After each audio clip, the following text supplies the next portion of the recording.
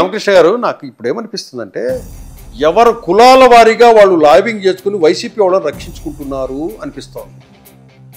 రెడ్డికి సంబంధించిన కుల లాబింగ్ ద్వారా వైసీపీ నాయకులను రక్షించుకుంటున్నారు.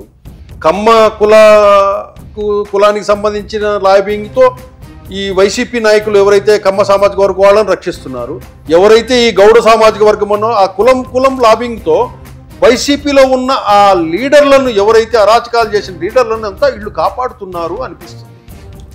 అది మనం నమ్మాలి కదా. నమ్మకపోవడానికి రీజన్స్ కనిపించట్లేదు, నమ్మడానికి చాలా ఉదాంతాలు కనపడుతున్నాయి. ఇక్కడ ఈ కాపు లాబింగు, కమ్మ లాబింగు, గౌడ లాబింగు, దళిత లాబింగు ఇవన్నీ ఒకసారి చూసినప్పుడు అత్యంత బలమైన లాబింగ్ చేయగలిగినటువంటి మూడే మూడు కులాలు. ఒకటి రెడ్డి, కమ్మ, కాపు.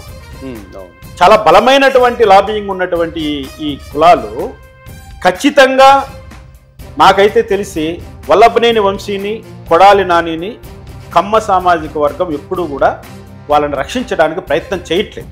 మళ్ళీ ఎందుకు అరెస్టులు జరగటం లేదు? వాళ్ళ అరెస్ట్ ఎందుకు జరగట్లేదు అన్న దాంట్లో ఇక్కడ నాకు ఒక మీమాంస ఉంది.